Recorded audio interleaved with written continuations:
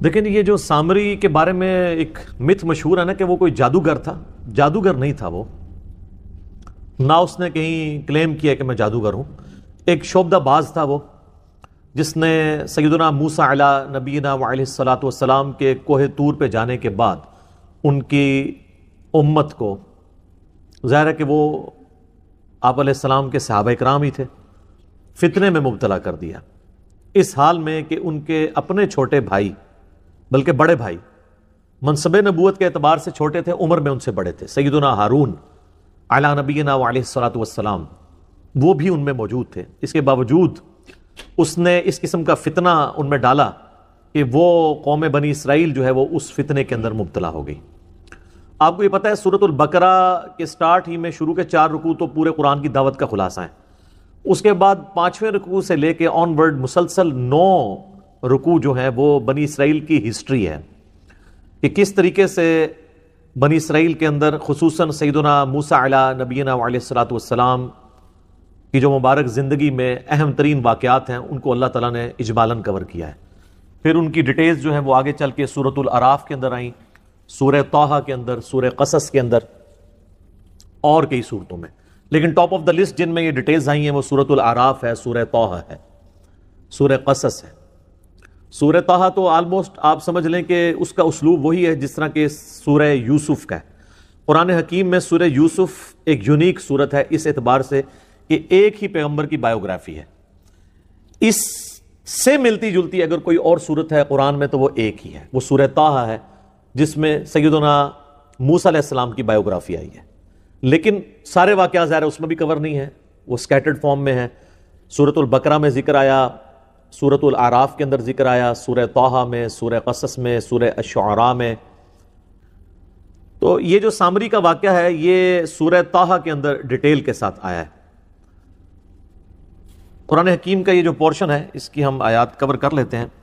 پارہ نمبر 16 کے اندر جا کے یہ سورہ طٰہٰ آتی ہے، سورت نمبر ہے 20، اس میں آیت نمبر ہے 83 سے لے کے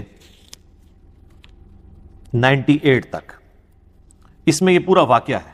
اس کو جلدی جلدی ہم کور کر لیتے ہیں تاکہ سمجھ آ جائے کہ یہ واقعہ ہوا کیا تھا۔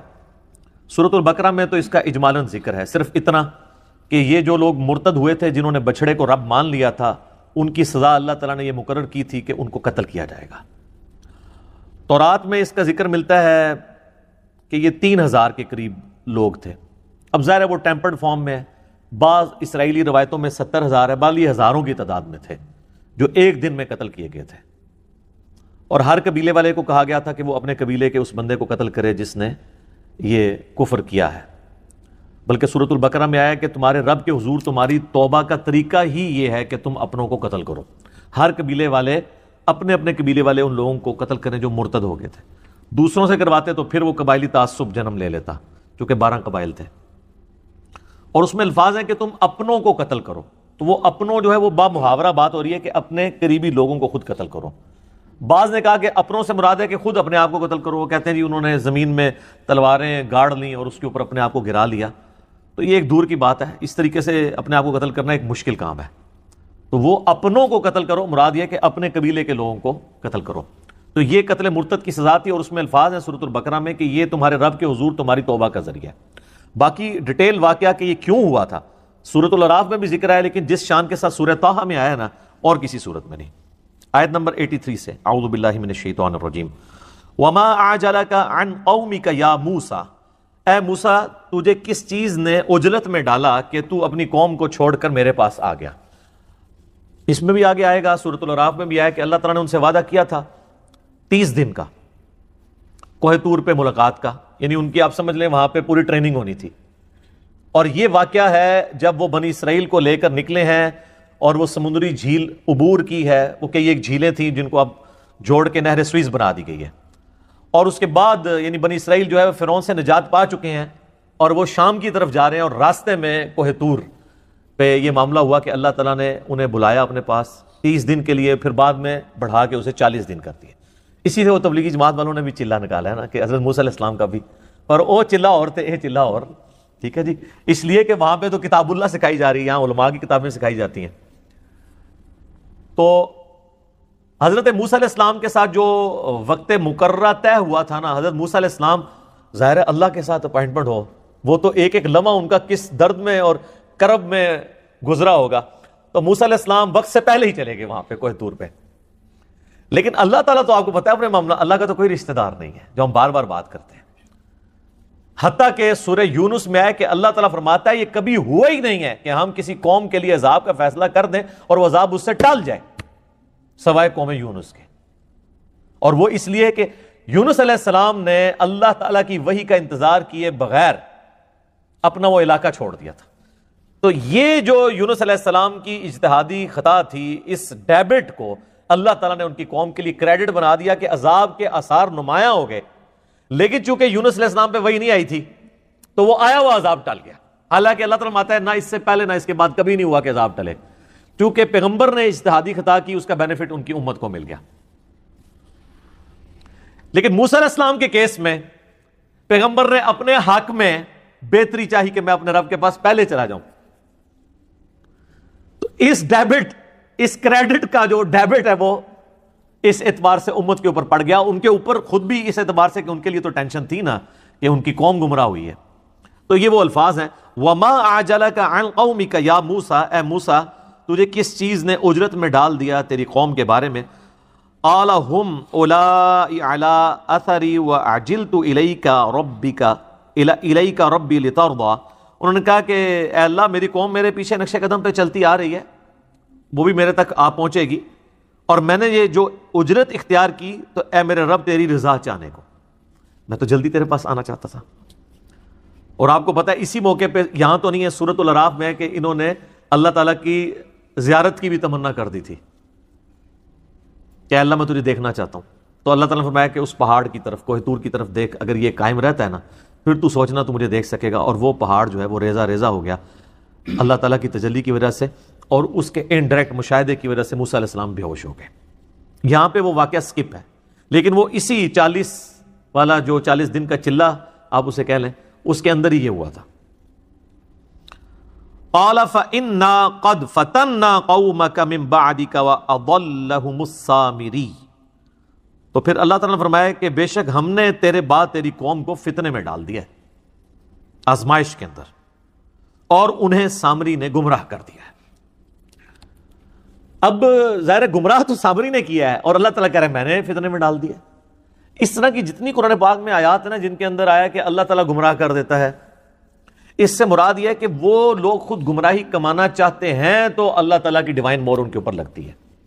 اللہ نے تو آزمانا ہے انسان کو، وَلَنَبْلُوَنَّكُمْ بِشَيْءٍ مِّنَ الْخَوْفِ وَالْجُوعِ وَنَقْصٍ مِّنَ الْأَمْوَالِ وَالْأَنفُسِ وَالثَّمَرَاتِ. ہر طریقے سے اللہ تعالیٰ نے آزمانا ہے. تو ذریعہ کوئی بھی بن جاتا ہے، شیطان بھی ایک ذریعہ بنا ہوا ہے آزمائش کا. تو ان آیات کا مقصد یہ ہوتا ہے کہ اس سے یہ رزلٹ نکالنا چاہیے کہ اللہ تعالیٰ چاہتا تو اس فتنے کو ٹال بھی سکتا تھا، لیکن اللہ نے اس فتنے کو آزمائش بنا دیا. ورنہ زبردستی تو کوئی اس طریقے سے نہیں کر سکتا، نہ اللہ زبردستی کرتا. یعنی اگر اللہ تعالیٰ زبردستی کرنا چاہتا تو اس فتنے سے قوم کو ٹال سکتا تھا، لیکن ان کے لیے ایک آزمائش بن گئی. فرجع موسیٰ الی قومہ غضبان آسفا. پس موسیٰ علیہ السلام لوٹے اپنی قوم کی طرف غصے کی حالت میں اور غم کی حالت میں، غضب کی حالت میں. اچھا اس سے یہ پتہ چل رہا ہے کہ وہ 40 دن کا جو ان کی اللہ کے ہاں صحبت تھی نا، اس کے اینڈ پہ اللہ تعالیٰ نے ان کو یہ بات بتائی ہے. ورنہ تو وہ 40 دن بھی ان کے بیچارے کے ٹینشن میں گزرتے. کس طرح وہ 40 دن گزارتے تو فوراً واپس ہی آتے گئے. یہ اینڈ پہ یہ بات کی ہے کیونکہ اس کے ساتھ ہی ذکر ہے کہ وہ فوراً پلٹے، تو ظاہر ہے کہ وہ 40 دن گزارنے کے بعد پلٹے. قال یا قوم الم یعدکم ربکم وعدا حسنا. انہوں نے کہا میری قوم کیا تمہارے رب نے تم سے اچھا وعدہ نہیں کیا ہوا تھا؟ یعنی جو توحید کی بدولت ہمیشہ کی کامیابیاں تمہاری مقدر ہونے والی ہیں، کیا تم نے ان وعدوں کو جھوٹا سمجھ لیا کہ تم نے اتنی گری ہوئی حرکت کی کہ ایک بچڑے کی عبادت شروع کر دی، اور وہ بھی میٹل کا بنا ہوا؟ افطال علیکم العہد ام اردتم ان یحل علیکم غضب من ربکم فاخلفتم موعدی. کیا تم پہ میرے جانے کے بعد اتنا لمبا عرصہ گزر گیا تھا کہ تم وہ عہد توڑ بیٹھے؟ میں کوئی ہزاروں سال کے لیے تو نہیں چلا گیا تھا، 40 دن کے لیے گیا ہوں. 40 دن میں تم نے پیچھے سے یہ معاملہ کر دیا، اور کوئی عام لوگ نہیں ہے، صحابہ ہیں. پیغمبر کی صحبت کی بھی ہے اور ایک پیغمبر بھی بیچ میں موجود ہے ہارون علیہ السلام. یا تم نے ارادہ کیا کہ تم خود اللہ کا عذاب اپنے اوپر حلال کر لو, اللہ کا غضب, اور تم نے میرے ساتھ جو وعدہ کیا تھا اس کی تم نے مخالفت کر دی. قالوا ما اخلفنا موعدك بملکنا ولكننا حملنا اوزارا من زینۃ القوم فقذفناها فكذلك القى السامری. وہ کہنے لگے کہ ہم نے کوئی آپ کے ساتھ وعدے کی مخالفت نہیں کی, بلکہ ہوا یہ کہ ہمارے پاس جو قوم کے زیورات, ہم نے ان کا وزن اٹھایا ہوا تھا. ظاہر ایک لمبا پیریڈ ان کو سفر کرنا پڑ رہا ہے ریگستان میں, اور انہوں نے اپنی قوم کے جو زیورات اٹھائے ہوئے تھے, عورتوں نے بھی پوری زیورات میں لدی ہوئی تھی, تو وہ انہوں نے ارادہ کیا ہوگا کہ اسے ایک جگہ جمع کر دیا جائے تاکہ ایک ہی اونٹ پہ سے رکھا جائے اور پگھلا کے اسے جمع کر کے ایک جگہ کمبائنڈ فارم میں آ جائے, اور بعد میں جس کا جتنا سونا اور چاندی ہے اتنا اسے توڑ کے دے دیا جائے گا. تو انہوں نے کہا ہم نے یہ جمع کیا اور وہ سامری کے پاس ڈال دیا, تو اس نے سامری نے پھر کام ڈال دیا اس کے ساتھ, اس نے آگ میں اسے ڈالا. فَأَخْرَجَ لَهُمْ عِجْلًا جَسَدًا لَهُ خُوَارٌ فَقَالُوا هَذَا إِلَٰهُكُمْ وَإِلَٰهُ مُوسَىٰ فَنَسِيَ وَلِعَوْذُ بِاللَّهِ تعالیٰ. اس نے جو ہے وہ آگ میں ڈالا اور اس میں سے ایک چھوٹا سا میٹل کا بچڑا بنا کے, جس طرح گائے کا بچہ ہے وہ نکالا, جس میں سے آواز بھی نکلتی تھی. یعنی یہ بیسیکلی تو پیچھے سے یہ بھی مصر کا رہنے والا تھا, اور جس طرح بانسری ہے آپ کو پتہ ہے کھوکھلی ہوتی ہے, اس میں ذرا سی ہوا چلے تو آواز نکل جاتی ہے, وہ آپ آواز خود منہ سے نکال رہے ہوتے ہیں. تو اگر تیز ہوا چلے اور اس طرح کہ اس کا ڈیزائننگ کی جائے تو اس میں سے بھی آواز نکلتی تھی. باتیں نہیں کرتا تھا وہ, بس سائیں سائیں کی آواز آتی تھی. اور وہ کہنے لگا کہ یہ ہے تمہارا الہ, اور موسیٰ کا الہ. موسیٰ تو بھول گیا ہے. استغفر اللہ. افلا يرون الا يرجع اليهم قولا ولا يملك لهم ضرا ولا نفعا. اللہ تعالیٰ فرماتا ہے کہ انہوں نے اتنی بھی عقل نہیں استعمال کی کہ یہ ان سے باتیں تو کرتا ہی نہیں ہے, خالی آواز ہی نکل رہی ہے. ویسے میں کہتا ہوں کہ موسیٰ علیہ السلام کے ساتھی اس زمانے میں ہوتے ہیں تو انہوں نے ہزاروں کے حساب سے الہ بنا لینے تھے. آج تو کمپیوٹر کا دور ہے, موبائل کا دور ہے, گھر گھر ٹی وی لگے ہوئے ہیں, جو مرضی کرا لو. روبوٹوں ویکھ کے تو ویسے ہی سجدے ڈگ پینا سی, ٹھیک ہے. وہ روبوٹ تو آرٹیفیشل انٹیلیجنس کے ساتھ بھی ہیں, وہ بول بھی سکتے ہیں. یہ فرق ہے جناب. تو یہ کوئی اس کو صحابہ کی توہین نہ سمجھے. لوگوں کے دماغ میں فوراً کیڑا آنا شروع ہو جاتا ہے کہ موسیٰ علیہ السلام کے صحابہ کی توہین کر دی, تو یہ اللہ نے توہین کی ہوئی ہے, یا نعوذ باللہ یہ واقعات اس لیے بیان کیے ہیں کہ ان کو بیان کرنا ہی حرام ہے, یا توہین مذہب کا الزام لگ جائے گا. یہ ساری کی ساری چیزیں اس لیے ہیں کہ تاکہ عبرت پکڑی جائے. تو اللہ تعالیٰ ماتا ہے انہوں نے یہ بھی نہیں دیکھا کہ وہ ان کے نفع نقصان کا مالک بھی نہیں ہے, نہ ان کے ساتھ وہ کلام کر سکتا ہے. وَلَقَدْ قَالَ لَهُمْ هَارُونُ مِنْ قَبْلُ. اور حضرت موسیٰ علیہ السلام کے آنے سے پہلے ہی ہارون علیہ السلام بھی ان پہ کوشش کر چکے تھے. انہوں نے اپنی قوم سے کہا یا قومی انما فتنتم بہ, اے میری قوم اللہ نے تمہیں اس کے ذریعے آزمایا ہے. اب اس میں چیز بھی کوئی ایسی نہیں تھی, لیکن بس وہ آزمائش میں پڑ گئے. وَإِنَّ رَبَّكُمُ الرَّحْمَنُ فَاتَّبِعُونِي وَأَطِيعُوا أَمْرِي. تمہارا رب تو وہ رحمان ہے, پس میری اتباع کرو اور میرے حکم کی جو ہے وہ میرے تابع فرمان بن جاؤ. تو ہارون علیہ السلام کی بات انہوں نے نہیں سنی. یعنی ہارون علیہ السلام کو تو پتا تھا کہ یہ آزمائش ہے, لیکن دو گروہ بن گئے, دو پارٹیاں بن گئی. قالوا لن نبرح علیہ عاکفین حتی یرجع الینا موسیٰ. انہوں نے کہا کہ ہم اس وقت تک اس بت پہ, اس بچڑے کے اوپر اعتکاف کر کے دھیان رکھ کے بیٹھے رہیں گے یہاں تک کہ موسیٰ علیہ السلام آ کے ہمیں خود نہ منع کرے. جیسے یہاں بھی کئی لوگوں کو کہتے ہیں نا یار داڑھی رکھ لو, چھوٹی چھوٹی داڑھی رکھ لو. وہ کہتا ہے جی نبی علیہ السلام خود آ کے خواب میں اشارہ فرمائے تو میں انشاءاللہ میری نیت ہے. تو میں کہتا ہوں نبی علیہ السلام نے 1400 سال پہلے دس گئے ہیں کہ عورتوں کی مخالفت کرنی ہے آپ نے, کم از کم اتنی داڑھی رکھیں کہ یہ شیو آپ کی ختم ہو جائے تو آپ بس گناہ سے آزاد ہیں. تو کہتے ہیں موسیٰ علیہ السلام آئیں گے, وہ ہمیں کہیں تو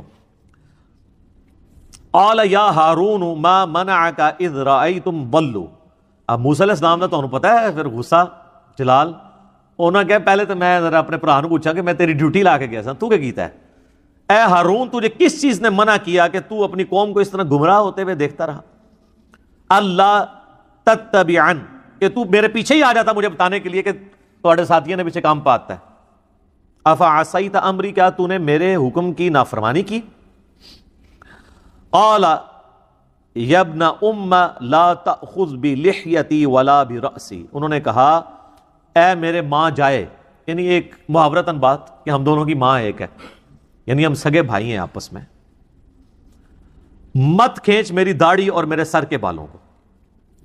یعنی موسیٰ علیہ السلام نے صرف آپ کو پتا ان کا تو جلال تھا, صرف کہنے پہ نہیں ہے, انہوں نے ان کو سر کے بالوں سے زلفوں سے اور داڑھی سے پکڑ کے نا خوب جھنجھوڑا. اچھا اس سے مٹھی داڑھی بھی ثابت ہو جاتی ہے کیونکہ چھوٹی داڑھی سے پکڑی نہیں جاتی. تو انبیاء کرام کی تو مٹھی ہوتی تھی, لیکن چھوٹی بھی کو رکھ لیتا تو داڑھی کے حکم میں وہ شامل ہے. افضل یہ ہے کہ مٹھی رکھے.